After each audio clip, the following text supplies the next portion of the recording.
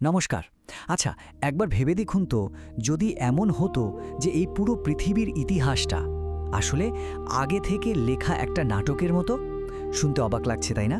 আজ আমরা এমনই এক গভীর আধ্যাত্মিক ধারণা নিয়ে কথা বলবো। ওম শান্তি শব্দ দুটো আমাদের খুব পরিচিত, তাই না? প্রায়ই শুনি আমরা। কিন্তু এর আসল মানেটা কি?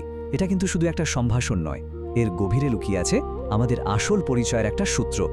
এর মানে হলো আমি এক শান্ত স্বরূপ আত্মা। একবার ভাবুন তো, এই জ্ঞানটা আমাদের কি বলছে? বলছে যে শান্তি এমন কিছু না যা আমাদের বাইরে কোথাও খুঁজে বেড়াতে হবে। আরে, এটা তো আমাদের ভেতরেই আছে। এটা আমাদের একেবারে আসল, একেবারে নিজস্ব স্বভাব। তো এই ধারণাকে যদি আরেকটু এগিয়ে নিয়ে যাই, তাহলে কি দাঁড়ায়? কি হবে যদি এই যে পৃথিবীর ৫,০০০ বছরের পুরো ইতিহাস, এটা আসলে একটা আগে থেকে ঠিক করে রাখা নাটক হয়, আর আমরা সবাই সেই নাটকেরই এক একজন অভিনেতা? সবচেয়ে মজার ব্যাপার কি জানেন?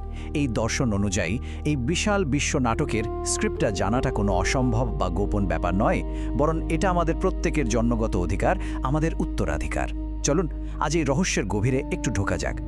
বেশ, তাহলে প্রশ্ন আসতেই পারে যে এই যে এত বড় জ্ঞানের কথা আমরা বলছি, এই অসীম জ্ঞান আসছে কোথা থেকে?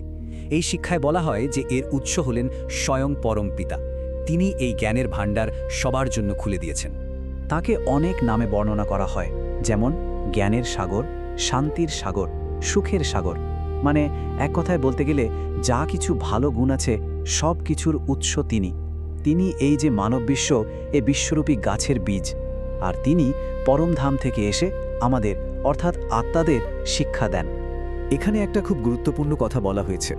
পরমপিতা নিজেই বলছেন যে আমি সঙ্গম যুগে আসি সবকিছু বিলি করতে। তারপর কে কতটা নিজের পুরুষার্থ দিয়ে ধারণ করবে সেটা তাদের উপর নির্ভর করে। এর মানেটা কি দাঁড়ালো?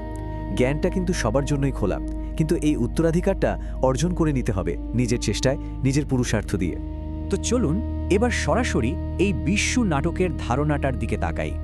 এই যে বিশাল এক মহাজাগতিক মঞ্চ, এখানে আমাদের সবার গল্পটা ঠিক কিভাবে সাজানো? দেখুন, এই নাটকটা চলে একটা ৫,০০০ বছরের সাইকেলে বা চক্রে। এর শুরুটা হয় সত্যযুগে, যখন সব কিছু ছিল নিখুঁত, পবিত্র, শান্তিতে ভরা।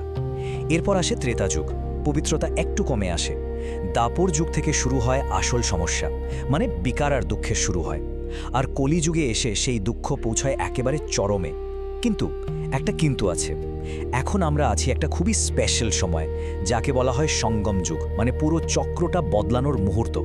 স্বাভাবিকভাবেই একটা প্রশ্ন মনে আসতে পারে, তাই না? যে যদি সব কিছুই আগে থেকে লেখা থাকে, তাহলে যিনি এই নাটকের ডিরেক্টর, তিনি আমাদের বলে দেন না কেন যে কাল কি হতে চলেছে? এর উত্তরটা কিন্তু খুবই ইন্টারেস্টিং। বলা হয়েছে যে আমি যদি আগে থেকে বলে দিই তাহলে নাটকের মজাটাই নষ্ট হয়ে যাবে। ভেবে দেখুন, ব্যাপারটা তো ঠিকই। আগে থেকে সব জেনে গেলে তো আর কোনো সাসপেন্সই থাকবে না। আর সবচেয়ে বড় কথা, এই নিয়মটা কিন্তু নাটকের সবার জন্যই, এমনকি পরিচালকের জন্য। তিনিও এই নাটকের নিয়মে বাধা। তো এই যে পরিবর্তনের সময়, মানে সঙ্গম যুগ, এই সময়ে প্রত্যেক আত্মার সামনে দুটো রাস্তা খুলে যায়। এখন আমাদের বেছে নিতে হবে আমরা কোন পথে চলব। এই দুটো পথ আসলে দুটো আলাদা পরিচয়ের ওপর দাঁড়িয়ে আছে। একটা হলো দেহ অভিমান, মানে আমি এই শরীর, এই বিশ্বাস, আর এটাই হলো সব দুঃখ আর বিকারের মূল। আর ঠিক তার উল্টো দিকে আছে আত্ম অভিমান, মানে আমি এক আত্মা, এই সচেতনতা। এটাই আমাদের আসল পরিচয়, যা পবিত্রতা, শান্তি আর শক্তির উৎস। মানে আমরা নিজেদের যা ভাবি, আমাদের পথটাও সেভাবেই তৈরি হয়। আর এই দুটো পরিচয়ের উপর ভিত্তি করেই দুটো আলাদা নির্দেশিকা বা ডিরেকশন তৈরি হয়। একটাকে বলা হয় রাবণের মতো, যা আমাদের আরও দুঃখ আর বন্ধনের দিকে ঠেলে দেয়। আর অন্যটা হলো শ্রীমত, মানে ঈশ্বরের দেওয়া শ্রেষ্ঠ নির্দেশ, যা আমাদের মুক্তি আর স্বরাজ্যের দিকে এগিয়ে নিয়ে যায়। তো বুঝতেই পারছেন, এই জ্ঞানটা শুধু থিওরি নয়, এটা আমাদের ভেতরের যে লড়াইটা চলে, সেই লড়াই জেতার একটা গাইড বুক। চলুন কিছু দারুণ রূপকের মাধ্যমে দেখি বিষয়টা ঠিক কেমন। যেমন এই শিক্ষায় বলা হয় যে এখনকার এই দুনিয়াটা আসলে রাবণের লঙ্কা বা একটা শোক বাটিকা, মানে দুঃখের বাগান, যেখানে সব আত্মারা যেন আটকে আছে, বন্দী। কিন্তু এই জেলখানাটা লোহার গড়াত দিয়ে তৈরি নয়, এটা আমাদের নিজেদের তৈরি করা, আমাদের দেহ অভিমান আর ভেতরের বিকারগুলোরই একটা জেল। তাহলে এই জেল থেকে বেরোনোর উপায় কি? উপায় হলো বিকর্মাজিত হওয়া। শব্দটার মানে হলো যিনি নিজের নেতিবাচক বা পাপকর্মের উপর বিজয় লাভ করেছেন। আর এই বিজয়টা তখনই সম্ভব যখন আমরা ঈশ্বরের দেখানো পথে, মানে শ্রীমতে চলি। বেশ, এত কিছু তো হলো, কিন্তু এই যে চেষ্টা, এই যে ভেতরের শত্রুর সাথে লড়াই, এর পুরস্কারটা কি? চলুন এবার জেনে নিই এই যাত্রার শেষে আমাদের জন্য কি অসাধারণ এক উত্তরাধিকার অপেক্ষা করছে। পুরস্কারটা হলো ২১টা জন্ম। হ্যাঁ, ঠিকই শুনছেন। এই সঙ্গম যুগের এই ছোট্ট সময়ের চেষ্টার ফল হিসেবে আমরা আগামী ২১ জন্ম ধরে এক স্বর্গীয় সুখী জীবনের উত্তরাধিকারী হতে পারি। আজকের এই সামান্য পুরুষার্থ আমাদের ভবিষ্যতের এক সোনালী অধ্যায়ের দরজা খুলে দেয়। শুধু তাই নয়, এই যাত্রাপথে আরও একটা জিনিস পাওয়া যায় যা স্বর্গের থেকেও দামি। তাকে বলা হয় অতীন্দ্রিয় সুখ। এই সুখটা কি তা গোপগোপীতে জিজ্ঞাসা করতে বলা হয়। এটা এমন এক আনন্দ যা আমাদের ৫টা ইন্দ্রিয়ের বাইরে। এটা সরাসরি আত্মার অনুভূতি। বলা হয় স্বর্গের সুখের থেকেও এই সুখ অনেক বেশি গভীর।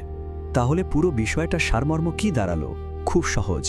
নিজেকে জানা মানে আমি আত্মা, পিতাকে জানা মানে পরমাত্মাকে, আর এই বিশ্ব নাটককে জানা। এই ৩টে জিনিস জানলেই আমরা হয়ে উঠি মাস্টার নলেজফুল, আর তখনই আমরা আমাদের সম্পূর্ণ উত্তরাধিকার দাবি করতে পারি। তবে শেষ করার আগে একটা প্রশ্ন রেখে যাই। যদি এই পুরো ৫,০০০ বছরের নাটকটা আগে থেকেই লেখা থাকে, তাহলে এতে আমাদের ভূমিকাটা ঠিক কি? অভিনেতা হিসাবে আমাদের স্বাধীনতা কোথায়? আমাদের ভাগ্য আর আমাদের পুরুষার্থের মধ্যে আসল সম্পর্কটা কি? এই ভাবনাটা না হয় আপনাদের জন্যই রইল।